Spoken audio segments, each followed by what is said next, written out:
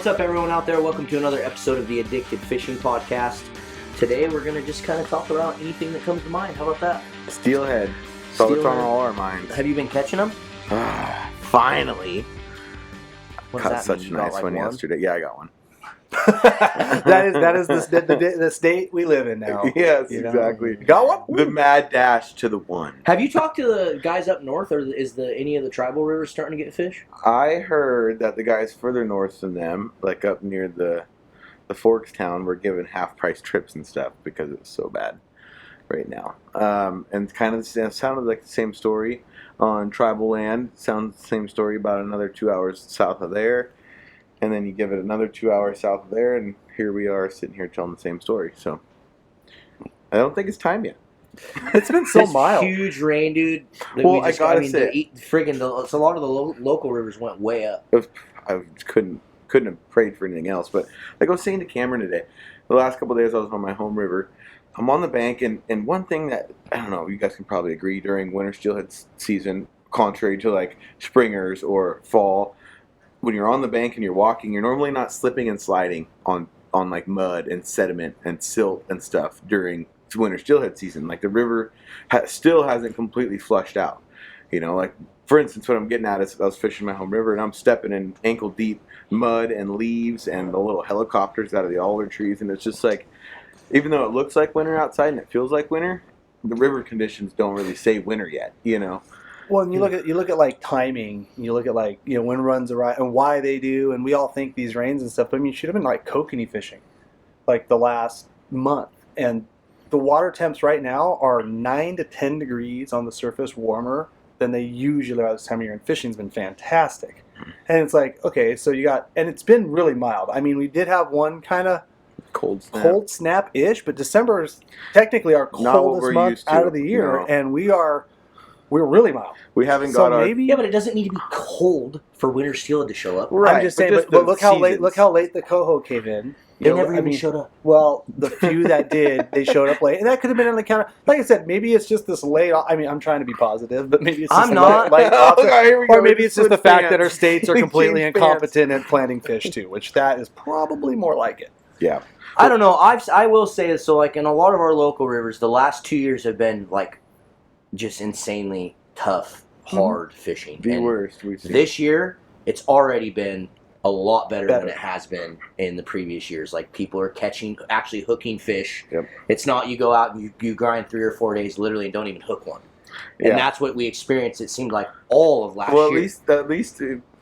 You know, to agree, go right along the same lines. At least we're seeing all those photos on the page and stuff of like the beginner guys down there getting a nice one, and like it's not that bad this year, and I'm excited for it because I hope it stays like this. Dude, I think when these rivers come down after this big water, there's going to be some. You should be able to go work all day and get a couple. It's not that bad if you're going to the right river at the right time with maybe like one except, you know what I'm saying? Like, because I mean, you and I and the three of us sitting here know, like we've seen some of those pictures like you're talking about, and it's like, yep, you can see the bank. You know what I mean? Yeah, and you're like, dang it, how did I not get one? You can put X's right on where those fish are coming from, and then you drive up the river and there's 15 trucks there a day. Yeah. And it's like, okay, they're all coming from there. It sounds like the southern coastal rivers are already like just better than they've been in years. Yeah, like really insane fishing down. I think my plan might change next week. Which really, if you think about what I was saying, as far as like temperatures and stuff, that pretty much just throws it out the window. The southern guys are getting after it. But the southern coast rivers this year in particular, especially for salmon too, saw fantastic runs. Well, what's interesting about those rivers and what's funny about them is those rivers down there get a lot of hatchery stockings, and they have very abundant returns of wild fish. Yeah. So you're pairing both, and it just provides a lot more opportunity for people. Yeah. There's a lot more fish in the river when they're there, you know, when they're planted. It's like, it's such a crazy concept to think about. Jordan almost just got nailed by a bug. I thought I could smell that stink bug the whole time. Dive bombing stink bug. I'm like, God, I can smell a stink bug in here, and he almost killed me. Well, what's the plans for so what are you guys pretty much winter steelhead fishing and now through March or what? Cameron doesn't like winter steelhead fishing anymore in January. Oh, But I like I don't said, blame it's just them. going. No, It's just going if you back to have like other options- there's 2 rivers that have hatchery fish, and we do they're this for slammed. a living, and so whatever makes Yeah. your job easier, and if that means fishing for other species, then more power to you. And honestly, it's a smarter decision, in my opinion. Well, I mean, I You take know, like, 6 guys goodness. kokanee fishing. I Yeah. take 6 guys sturgeon fishing. I and envy it. depending on what we're doing, we're catching 30 to 50 kokanee a day, and then hopefully the sturgeon fishing. Even if you're into shakers, you're catching 40 to 70 fish a day. So but I do have that. I mean, don't get me wrong. I have canceled a lot and put off a lot of steelhead trips unless the guys were learners. I've been doing a few of those, and yeah, I'm just kind of dumping it into the end of the season. When the wilds come, our 2 rivers that we fish opens up to like 8 rivers, and literally any day, any one of those rivers can be real productive. You can go down, scratch a couple fish at the very least, and if not, have an epic day, find a big one. So like, it's coming. I'm just being a little more patient this year, I think, and which I think is wise for any angler, whether guide or normal angler, to make the most of your time on the water. We say it all the time. But there is whether fish to that's catch. steelhead Like you fishing said, or something else. You use those weekends more valuable for the average Joe. if you're not into those other things, then go steelheading. Yeah. It was really nice the last couple of days actually having the rivers blown out because it unmotivated me to want to go, and I got a lot of stuff done. Yeah, I noticed you were doing chores all day. Yeah. Both I days, wish like I I could got do so that. much stuff done, like on my computer and just freaking working around the house. And I think me and Cam are on the other page. They're like, every time I get a day off, I just cannot help but just be lazier than a pile of dog crap. He just goes so hard, I just went up and did kokanee trips the last 3 days, and literally we're done by like 9:30 Okay, so he's every taking day. his nap in the I was afternoon. literally like noon nap. I did my I duty. can't take naps. Like I Uh-uh. freaking like. It ruins my day. I go Get home out and try to, grumpy. like, You take wake a up at nap. 4:30. I'm taking a nap.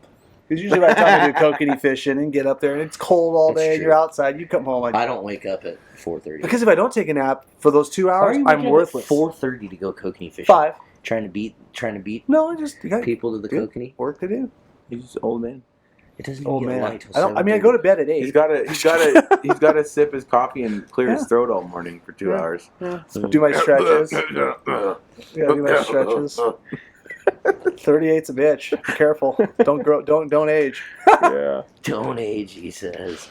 Well, I hope that we get some fish that are showing up after all these rains for sure. It's because some of the rivers around here they did plant a decent amount of fish. Right, and last year the coho run was terrible, but this year the coho run, even though it didn't come into to be what expected it was, It's still decent. It was still better Yeah. than last year, and I'm just kind of hoping that the steelhead just follows suit. Yeah. And what we're seeing already for some early wild, and then even the couple crowded places for hatcheries, they are kicking out some fish. So it's not That's like kind of it's... it is. We all just pray for wilds nowadays because some rivers do get fairly good runs, and anymore it's kind of all we have left. Wow. Those robust wild runs, if they do exist. It also spreads out those people that I just got to kill a winner. Yeah. It drives me crazy. If that's what you're into and you want to kill that dog food, go right ahead. But at the end of the day, It's so It's funny that people say that. Winter steelhead tastes good. They taste They're exactly mild, like a summer but- steelhead. I don't understand. Oh no, It's a steelhead. It's a steel. It's dude.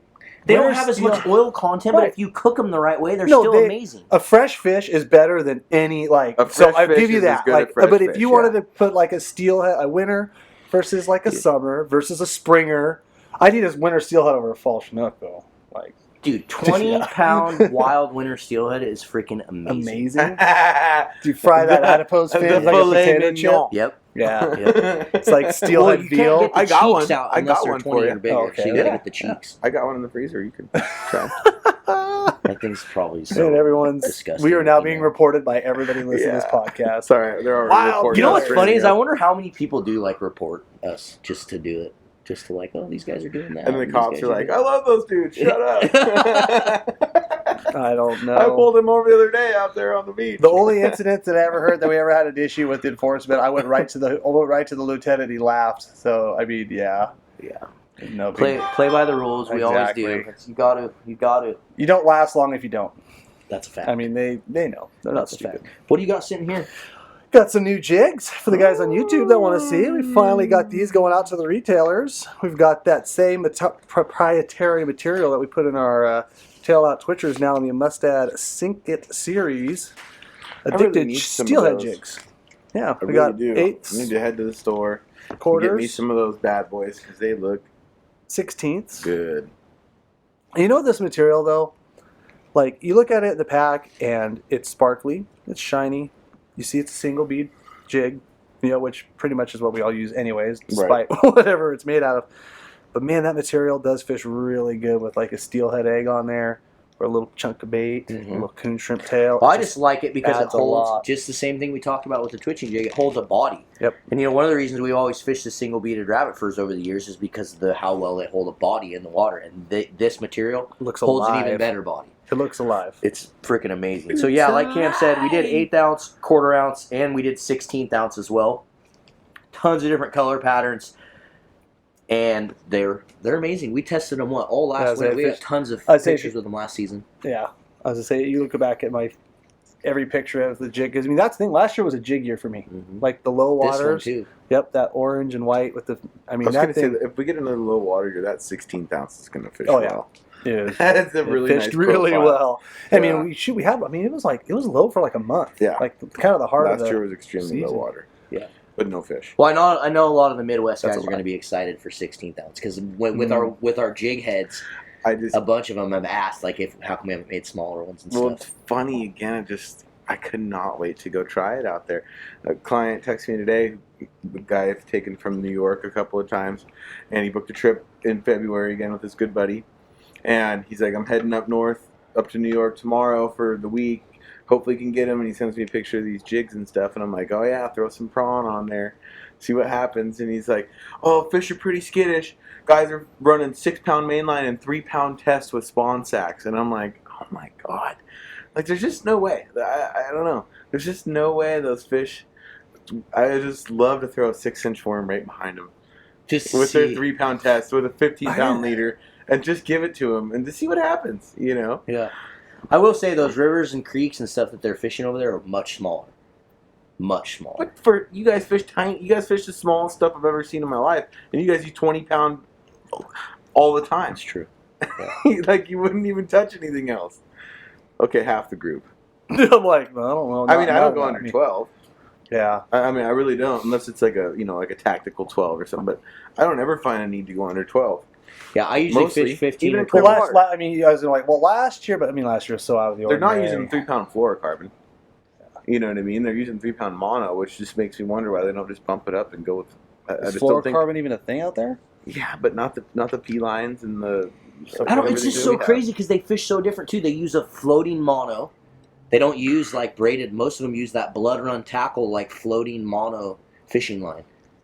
Yeah. So they don't. They just fish so much. They fish a lot We're not, different than us. we're not trash talking you No, East I'd like to go Coasters, there and do it and see it. Midwesters. I'm just confused by the tactics, and I'm excited to see if our mustad tail out. I think it's cool. I think it's crazy that this fish. Just think They're it's literally fishing for steelhead that were brought out there from the West Coast, from our rivers in our backyard. Yeah, I mean, at the end of the day, it's And not they like a fish way diet. different. It's not like a diet thing because it's not like there's a jig hatch out in our ocean that they don't have in the No. Great Lakes that they don't eat. I mean, like at And the end there of is the no day, shrimp.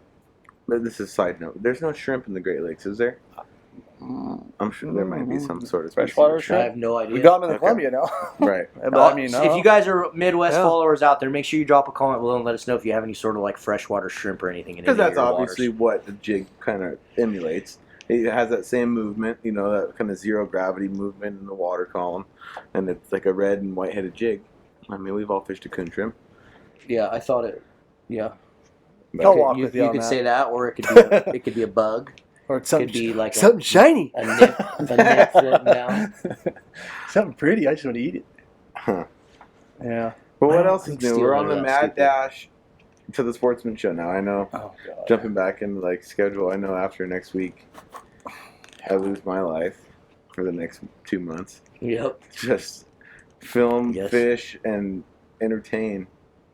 Pretty much. Yep. February 5th through the 9th is the Sportsman Show. If you guys haven't followed us on Instagram, make sure you guys follow our Instagram account because we've been doing a lot of little updates and stories, and it's more of like a real time. So if you guys want to follow along more real time with the way things are happening day to day, make sure you follow on the Instagram. But we bought a little trailer So we're going to be hopefully having a trailer this year there that we can like take all the stuff down to the show in, and we're going to go big again. So we'll have lots of different hats and shirts and tons of stuff. And then more than anything, we just love to meet all you guys. So make sure you come to the Portland Sportsman Show February 5th through the 9th.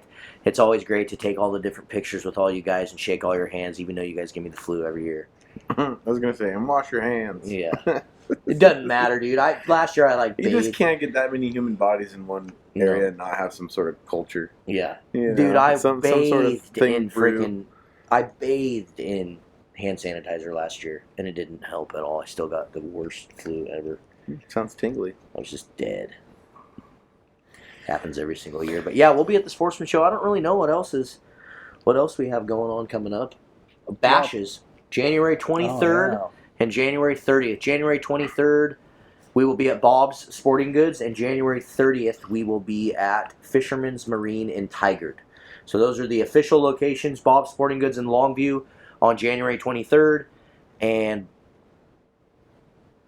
Fisherman's Marine in Tigard on January 30th. I'm going to go ahead and write this down. Yeah, make sure you get those written down. January 23rd and January 30th. And these will be our last two bashes before we pick a boat winner. Yeah.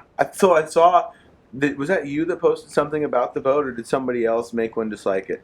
I could have sworn, I was like, I didn't post anything. I did not hear about us giving the boat away, because somebody had this brand new, little chromed out little John boat with a really badass Minn Kota on it, and they must have been fixing it up for duck hunting or something. That's but I thought it was our boat for sure. Yeah, no, it's not done yet, but it'll be done. We'll deliver it, in the springtime, sometime to the winter. Larry will get it to me, and I'll get it to the winter sometime in the spring. But we'll be picking a winner at the Sportsman Show or sometime around that area of time. So these are the last two bashes that you can enter in those. So make sure you guys show up. Again, January 23rd, January 30th. Draw it at the Sportsman Show. That might be kind of fun. It'd be kind of fun, like just Saturday evening, a bunch of people. That would be fun. Might have to draw it at the Sportsman Show. That'd be kind of cool. Oh, there we go. Mm-hmm. Yeah. Yeah, so make sure you guys come to those bashes. They're a great time. We're doing those You said 24th? January 23rd and The January Thursdays. 30th. 30th, okay. They're Thursdays. They're 6 to 9 p.m. Those are the dates and times. And we are going to go somewhere further south after the Sportsman Show. Yes, right? we are. So don't freak out and send us February, messages. we will be doing a couple more winter bashes down south, somewhere in that region. Yeah. So we're planning on planning a little trip down there too, where we fish and do the bashes and kind of make it a gig. So that's the plan. So make sure you guys are being on the lookout for that. And like I said, make sure you guys follow us on Instagram, because that's where a lot of those real-time updates happen, is on Instagram. So if you guys want to be in the loop, make sure you follow us on Instagram. It's addicted_fishing on there. So make sure you do that. What else we got? You guys got any open trips? What are you guys fishing for the next few months? Not until the end of February. After the Sportsman Show, I have some openings as of now. And then March is pretty wide open for rescheduling, and just, organic trip booking. But So if you want to some get time out, after the Sportsman Show in February and some time in March if you guys want to get out fishing. I still enjoy. have peak days open, so but kind of just letting them linger there. I know Cam does a lot of the same sort of scheduling. Yeah, you're going to cancel so many from water. And so you kind of leave that time open, so if you guys do want to get on the board and get out and learn, or just see some new water or have some fun, do not hesitate to give any of the Addicted Guides a call. We're in every stretch. We got Pop-Off down the Oregon coast. We got Cam and I up here in Southwest Washington and Northwest Oregon. We got guys clear out east. If you want to go do some trophy walleye fishing. TJ's doing trophy walleye right now. So if you guys want to go fish, we got you covered. Cool. Yeah, and you feel free to send us a message. I know we get emails and messages, so if you guys want us to connect you with one of the Addicted Guys, just shoot us an email or shoot us a message, and we can get you connected with the right guy for sure. What else? What else is there? Today was sturgeon. I was saying today was the opener for sturgeon, but I had a Steelhead trip tomorrow that we canceled due to the rain we got today, and I drove over a couple of the rivers, and it ain't happening. So we canceled that, and then I pushed the sturgeon trip to tomorrow. So tomorrow's my first day. So that's my report. I don't have one. I saw Swanson got one though. Yep, seen a couple. I saw another boat that had 4 keepers. Guys went out and got it. I mean, there's definitely some opportunity. Come wind or hell or high water, you can get it. And what's that season normally go for? I'm telling you right now, just from the few boats that I talked to today that went out, it ain't going to go long. It's all water temperature based, and so most of the time it goes till about I'd say average goes about the second, third week of February. The Dallas pool will shut down quick. That usually goes pretty darn quick because the guys that have it down up there, it's real productive and they can get a lot of big fish in a hurry. And the quota's smaller. But the Bonneville pool usually will stay open probably about 5, 6, 7 weeks. But on years where I feel like we're going to have this year where the water temps are up, the fish are real active, they're biting. I wouldn't be surprised if it gets out of January, and maybe if it's not done by the Sportsman show. That's like, and You just never know, yeah. Yeah, it can change, but if you're looking to go sturgeon, you might want to think about doing it now versus later, or at least in the next few weeks. Because the quota will get Just eaten because up. it's all quota based, and if the They fish, manage it obviously to keep that fishery going, right? right, keep it yeah, going, and that it's funny because people are like, I can't believe you can still keep sturgeon up there, and I mean having that locked in population. But shoot, back in Fish and Wildlife, I used to long line up there. I used to do part of the population estimating up there, and I tell you what, I mean, when you don't have seals and sea lions, and you have a pretty stagnant population, and you don't have much recruitment between the dams, like they have a pretty good idea to keep that fishery sustainable. And shoot, for as long as I remember, it's kind of been this way. So at least in the last 20 years, where everything else in the lower Columbia is getting tough, it's been managed. Well, but they're not getting sea lions killing every spawning oversize. They're not getting some big curveballs like they do in the lower river. So sounds like they've gotten a lot of that under control.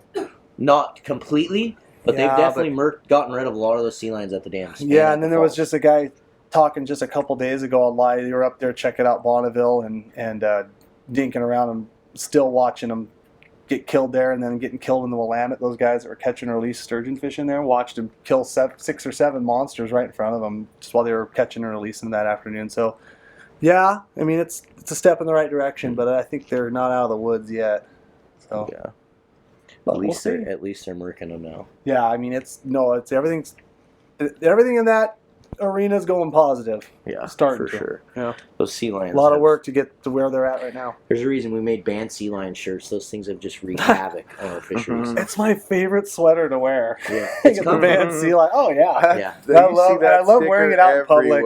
I love wearing it out in public. Yeah. Oh yeah, People cool. just freaking. Check your ladies are like, oh my gosh, why banned sea lions? I'm like, because I hate them. Oh. Do you have 30 minutes for me to tell you why? I'm going to shoot every one of them in the face one day. So really quick before we kind of wrap this thing up, so let's circle back to Steelhead again real quick. Yeah. Because what have you guys been catching them on? If you have been out, I know you got one on a worm. I got the only 2 steelhead I've gotten so far this winter. 2 beautiful hens. One was on a jig and prawn. One was on a worm, and then Phil got one on a worm yesterday too. Worming it. Jig and prawn. But that's just kind of the river we were fishing. It's just an iconic worm river, obviously. You guys know that. Yeah. And then the other river, we just had a jig on, and I ran the fish right out of the hole. We casted at it, and it ate the jig. So nice. That worked out good. All 3 fish I've hooked obviously were on worms. So it's just he's like the nightmare jig user. Yep. Except I use catch everything on nightmare. He's like the one pink bead guy, the Cherise bead guy. Yeah. I only fish at speed. No, I like to switch. Like when we floated the other day, I tried probably 12 different worm colors throughout the day. Yeah. I constantly switch. But I usually make it a point to always fish a jig, fish a worm, and fish a spoon through most holes. Well, I agree, and I've kind of riding myself a lot this time of year, especially guiding, and I almost feel like I let my clients down a little bit by not switching up much, but there is a point in where you're wasting a lot of effort and time switching your techniques rather than sticking with the 4. You have more rods rigged up? I do have 6 rods, 4 different colored beads, 2 different colored worms, and a spinner, and if nothing's going to bite that, we're out. I might need to have a jig on. You know what I mean? Once you've covered that many presentations, that many color sequences, I feel like you're kind of beating the horse. But I think that's why I typically will run 2 to 3 setups through the hole. And if I think what you're onto and what kind of popped into my mind here as soon as we started talking about it is like, instead of switching up worm colors throughout the day, you should be, we saw this work in Alaska really, really well when there was high numbers of fish or even low numbers of fish, but switching that worm color in the same hole. Oh yeah. Making 3 casts with your pink and your red haze, and then going to the black nightmare worm, and then just making the 2 casts instead of fishing half the river and then going, oh, I'm going to change my worm now. That's literally what I mean? The fish that we just got the other day. We all had 3 different color worms on. We fished them through. I was fishing a spoon, and Sean switched his color of his worms. Next cast through, hooked the fish. Yeah. On a different. I did a trip last weekend, and we got one small steelhead, but then we had two other just like guaranteed ball redundancy. Oh, they were cutties. I mean, Yeah. they were drainers. Like first cast through the hole, like if there's a hot steelhead, boom, and a lot of times like you get that and you miss. It's like don't cast again, just wait. Don't get excited. Like pull the guys back, and then I even tried switching jig color because we were jigging prawn. I was switching jig colors, giving something different. Or a lot of times that works. Mm-hmm. I think these fish get used to seeing crap, especially if the water's clear. Like I think they'll get immune to it. Oh, Not for immune to it, sure. and then you feel Especially that if you're on a something pressured different. river. Oh yeah, and so but it did not work in that situation at all. But in either one of them. World. But most of the time it does work. Maybe not most of the time, but I'd say enough to where it's worth doing. Enough to where we have 11 different steelhead color worms that we sell. That's the fact. There's Well, a reason you that gotta we match conditions, like though. even Mad River, I think he has like Right. 24 different Well, worm and you have patterns. different conditions, like the reds or the oranges work. The real bold colors. If you have like the glacial water, and you yeah. have the clear water, like you definitely want to like pair those with the right conditions. But- Exactly. And so if you got that's perfect thing to talk about. So if you go to our website, we actually tried to make it easy for new anglers and people that were out there just trying to get started with worms. And we did like bundle packs now and we kind of put them in to those categories. So we did like a clear water one. So it comes with 5 different packs of worms that are more geared towards clear water. And then we did like a more green color. We called it glacier green, but it's going to work in anything that's like darker color water, green, murky, those kind of water conditions. So make sure you guys check those bundles out on our website. We got a whole bunch of new stuff on there right now, worms, and we have our addicted steelhead eggs and all that jazz on there. So if you guys want to support, head over to the website, www.addicted.fishing. And with that being said, we're going to freaking get out of here and go do a live feed. Got 6 minutes. Let's get it on. 6 minutes. All right, everyone. Thank you so much for watching. If you're on YouTube, we really appreciate it. Don't forget, drop a comment, give this video a thumbs up, and don't forget to head over to Bob's Sporting Goods and Fishfield, because those are the 2 companies right now that have our Sink It Series jigs in stock. But word on the street is that Fisherman's and Sport Hill will have them in the next couple days as well. By the time So- you're hearing this, check them out. They're there. They should be in all the stores. So thanks again for tuning in, everyone. We'll see you on the river. There you go.